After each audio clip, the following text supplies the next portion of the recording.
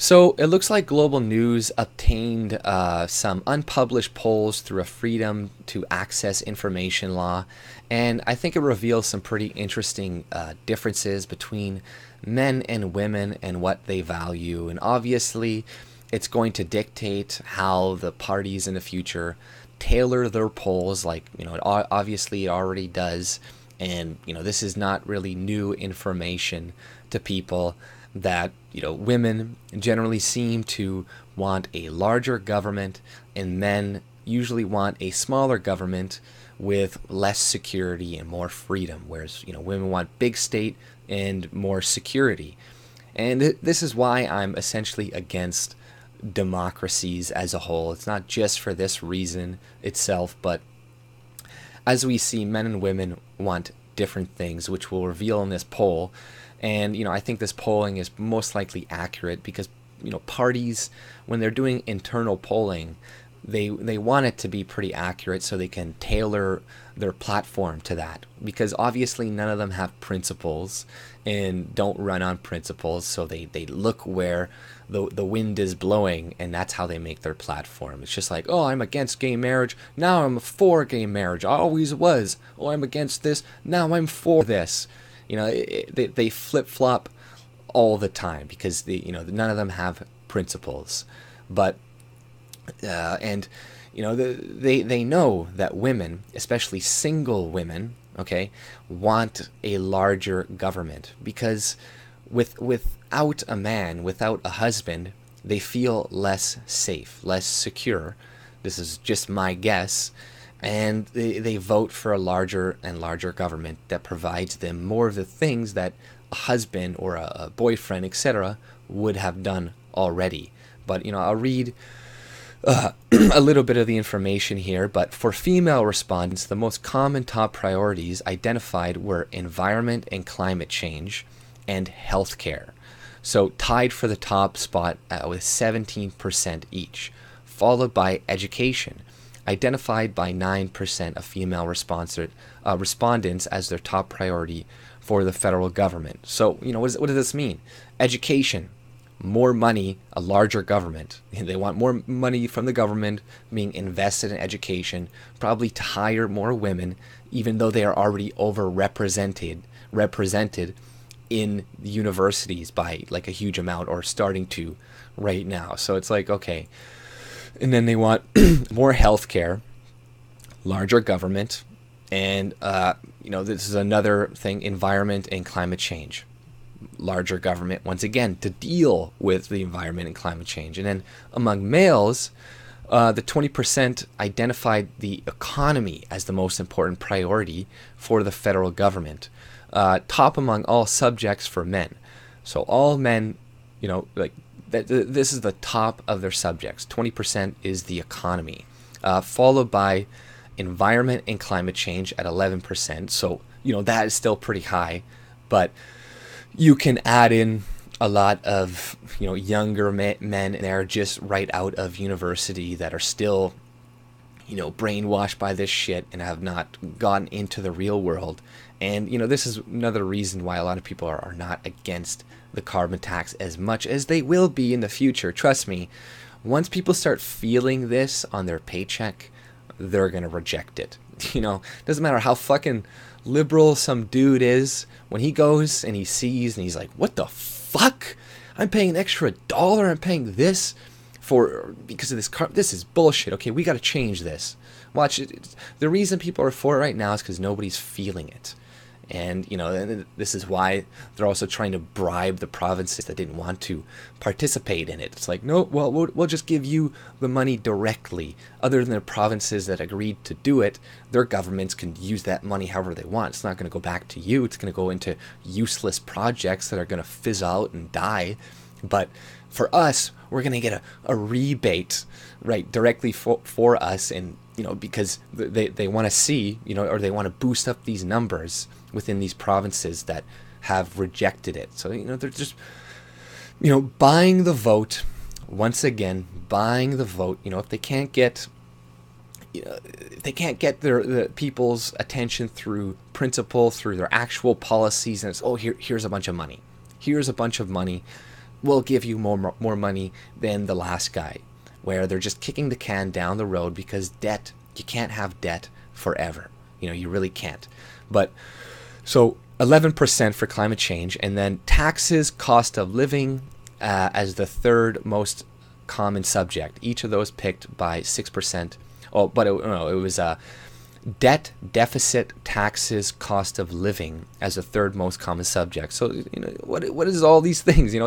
It's economy, it's money, it's the future that the men are really afraid of. It's not the here and now per se. It's like, hey, the deficits are looking pretty bad, the debt's looking pretty bad, taxes are pretty bad because men still pay, especially in Western countries, the majority of the taxes. So of course we're going to care about taxes more, and we receive way less in taxes that we put in as well, because women will be like, well, we work, we pay taxes too. Yeah, okay, but you also receive a lot more from the government within taxes too. Look at all the shit Trudeau is promising women, and it wasn't much better before. It's just getting more and more like that because of the fact that women make up a larger voting percentage, and single women, once again, those are the ones that are going to vote for the left. Now, not every single woman, don't get me wrong, not every single, I'm going to get a lot of hate for that, but not every single woman is going to vote for the left. But it's going to be more likely, because as we see, the top priorities for women tend to be security, because climate change, that's going to disrupt their security. Tons of money in healthcare, more security, education, more security. They want more money in that, more money to be taken care of in there, right? And then, men, more deficits, the economy, how things are going to be per se in the future. And yes, if we just gave men the vote tomorrow, our country would start to recover. But that's not what I think the solution is anyways, because men originally only had the vote, and then we have the system we have now. So obviously doing that, it's just going to lead to the eventual destruction, or the eventual giving the vote to everybody like it is now. So the better thing I think would be done is just to take the vote away from everybody, and maybe only have a democratic type system in smaller communities where it makes more sense, where it's like, you live in a small community, maybe everybody can have a say on where something gets built. But when it's a large state, a large government that is in control of all of that money and resources, that's when it gets a lot worse. And that's when you're going to get a lot more propaganda from the news media and all this shit to get more of your money, to get you to secede more of your rights, more of your powers through the democratic system. You're going to be like, okay, well, we don't need this anymore. We don't really need privacy laws too much anymore. They can surveil us. Oh, StatsCan can just come and take our information whenever they want and look at all this stuff. It's for our security. It's to protect you. We're trying to protect you people, right? So who does that appeal to more? Generally, women it appeals to more. And that's just the truth of it. The big government, large state appeals more to them. But, and as we see to men, it's more of the economy, taxes, prices of living. And the reason they probably care about the economy, the environment and climate change, is because they think it might affect the economy, And yes, some of them are probably young, they'll grow up. But this is exactly why democracies will fail and will always fail, because men and women are different. And this is why globalists try to separate men and women a lot, because a strong family unit, they will be less dependent on the government. So be free, be a woman, go fuck 150 men before you're 30, go be a whore and do all these things, make yourself unmarriable, and you'll be happy. Well, don't worry, the government will protect you. We'll take care of you when you're old. We'll pay for your pension. We'll pay for your health care. we'll pay for your abortions, we'll pay for all this stuff. And I'm not saying men don't get bought in with that shit too. You can't buy them off either. Of course you can.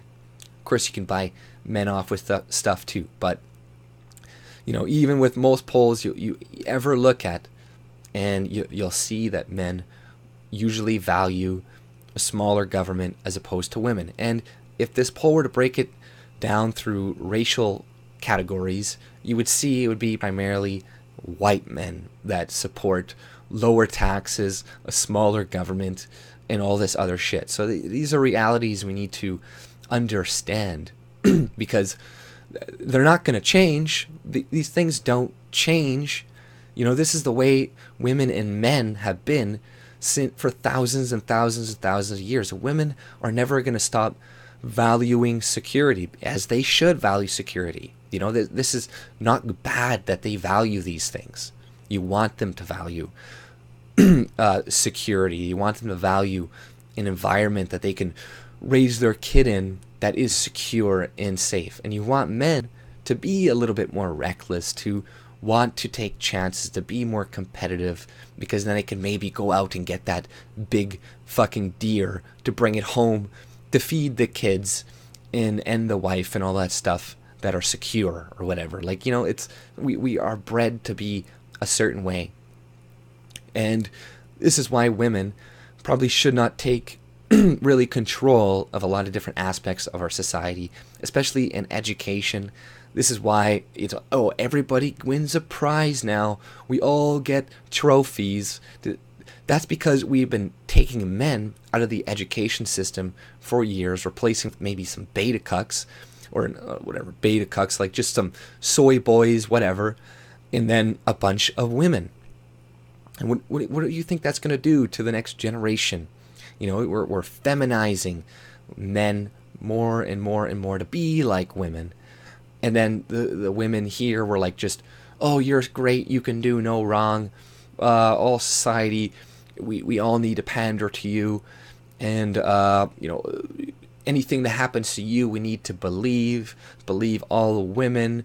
Obviously, women can't do anything bad or wrong, etc. It's always pandering to them. And it's as you see through these polls, this is the reason. I'm not mad at women because of this. Of course not. This is just a function of our system, right? Our system is always going to function this way. It's always going to function to pandering to the largest groups. And the largest voting group is women, and soon to be minorities, who also vote in line with the way a lot of women vote, of all races. So, why are they bringing in all these people? Why are they, constantly pandering to women and shit? It's because they give them power. They give them power. And, the less amount of men, especially white men, in the way, the more power they're going to get. This is what they're doing, is the more power. But, because of these polls, you're going to see Trudeau just, lambasting women even more. Not lambasting, but just like, I'm going to give you this, I'm going to give you this. He's probably going to tie climate change in with women's rights somehow and be like, well, if you're not for climate change, that's affecting all of these women in the, Africa or something, then you hate women and you're a bigot. I've already seen them do that shit before, like articles like, climate change, if you're against it, you're for it, you're actually hurting like minorities, or hurting this, and it affects minorities and women more. Always just bullshit propaganda. But these polls give you a lot of insight into just the realities of human beings. And like I said, it's not wrong that women value security. It's okay. But when it comes to a democratic system where everybody gets to vote, it's not good. Really, it just isn't. And it never will be good in that context.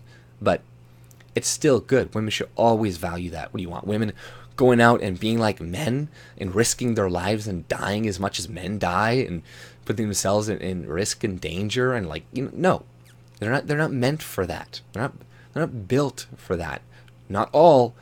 There's exceptions, but we're moving away further from what created our civilizations and made them great from the start. It wasn't single moms that made America and that made Canada, that made Western civilization great.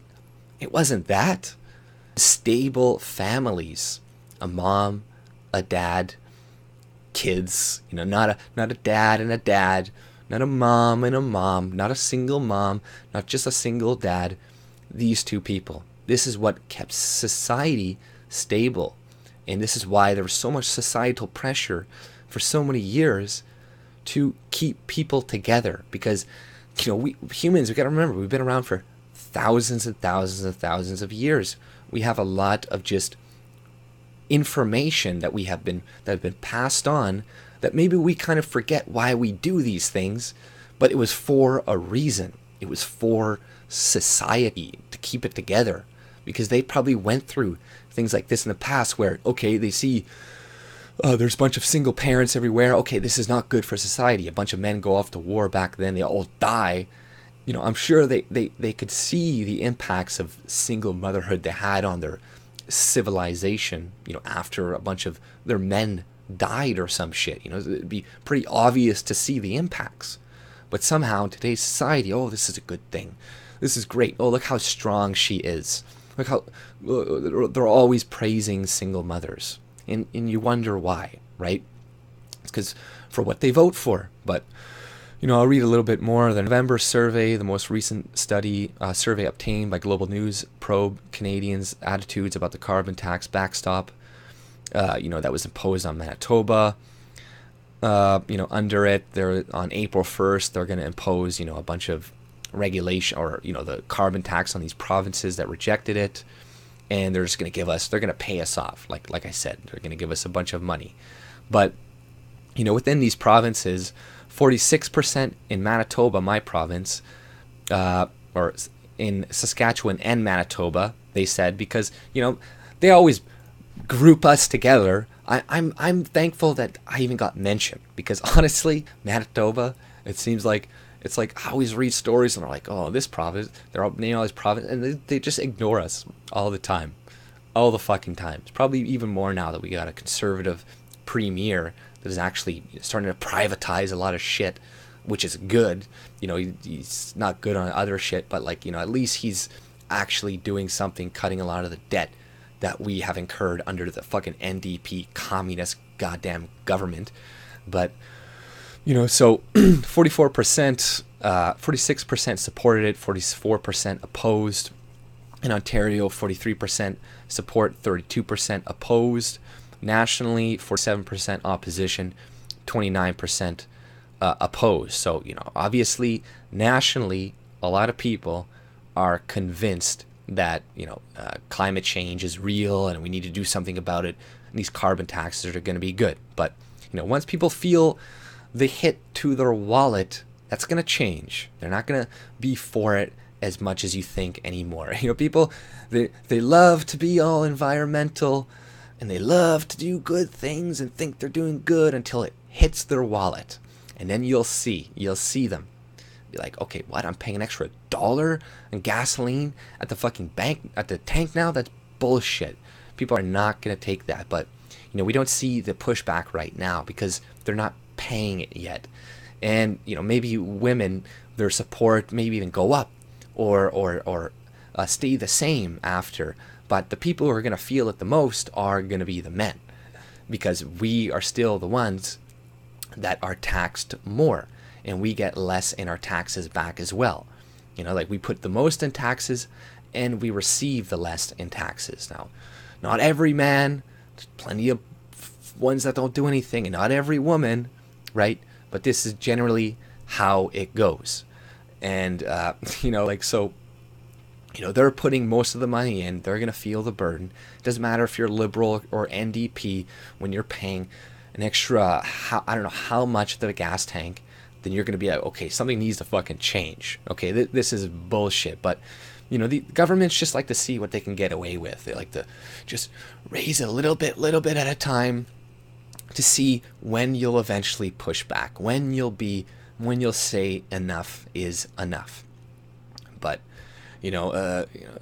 ultimately, our system is always going to go through this stage as long as we have voting. So you don't just take the women's vote away, because we're just going to end up at the same spot again. You got to take everybody's vote away. That's the problem. It's the system. The system we use is the problem. And the system, the framework that we're working in, will always provide the same results each and every single time. Each and every time. Even if we go back, we make a new constitution, we make it okay. All right, they can't get this one. The other one was written really well and had a lot of, they couldn't really take advantage of it, but clearly they did. And the one that you write that you think is going to be airtight is going to be opened up and taken advantage of too. So the real solution to that is just having nobody vote, right?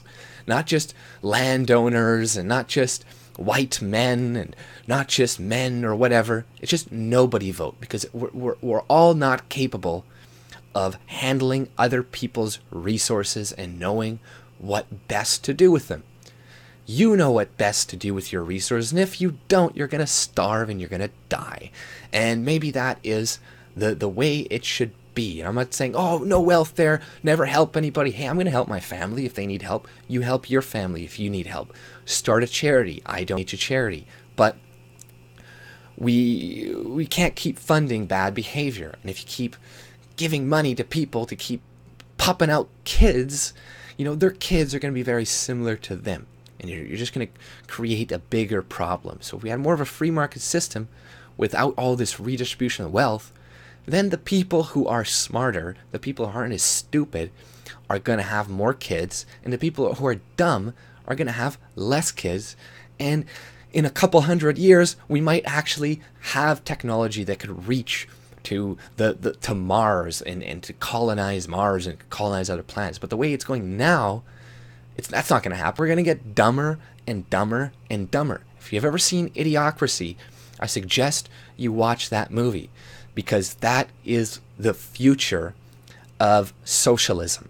That is the future of redistributing wealth, giving money to people who don't deserve it. This is the future of rewarding single mothers in society. It's Idiocracy.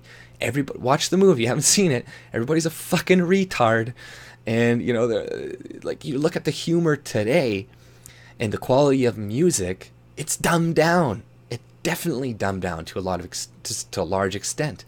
Whereas, and you look at that show, you're like, yeah, everybody's laughing at shit and piss and fart humor in the future. And it's like, yeah, that's pretty much where I think we are heading. There's lots of other tests to suggest our brain sizes have also shrunk and our intelligence has gotten lessened since like the 50s, 60s, or like the 20s and 30s.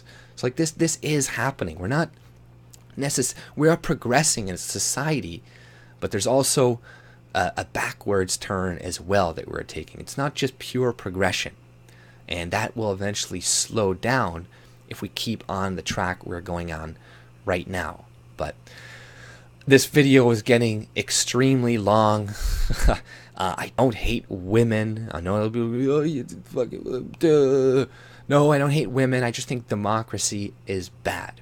I'm more of an anarcho-capitalist, maybe a minarchist if that is all we can achieve. But I believe in freedom in small governments, and a democracy is against freedom because it's stealing your wealth and saying, okay, well, we all agree the social contract. No, I don't agree to no social contract, okay? I never agreed to this. You agreed to have your money stolen from you and redistributed and given all this. But no, I didn't. I didn't agree to this. But apparently you say I do because I was born here. Well, move to Somalia if you don't like it. It's like, fuck you. This is the stupidest fucking argument, okay? This is stupid as shit. Somalia, that's not an anarcho-capitalist society, okay? Like that's just pure anarchy. It's pure destruction. But whatever. People have their own ideas of what could work, and this is what I think could work. I think small government and taking away the ability of people to control your life with a vote, because it will all these people will always be convinced by the media that this or so issue is pertinent, that global climate change is going to kill you and we must do something about it now. You got to give us your money. They'll always be convinced of that. But without a government, without them trying to always win all the time, you're not going to have that problem. There'll be no point to lie to you as much as they do today. There would be no point to it. So you see a dramatic reduction of it completely. And I'm not saying everything is going to be hunky-dory, no problems, but I would rather have the consequences of freedom than the consequences of slavery and this mob rule we have and this theft that is going on a national state or a worldwide level. Where governments just take your money and do whatever the fuck they want with it. This is the problem. If we don't solve that problem, nothing is ever going to change. Nothing is going to get better. We could change people's minds for a little while, but things just will go back. And it's hard to, when you give somebody something, it's really hard to take it away. And a lot of people really love the things that the government has given them. But by the end of the day, it's not sustainable. It won't last forever. And the fall will be much harder on these people, on the people and all of us that are dependent on the government right now. The fall will be much, much harder on us because we're so dependent on them. But that's all I had to say. If you like my content, subscribe and have a good day. See ya.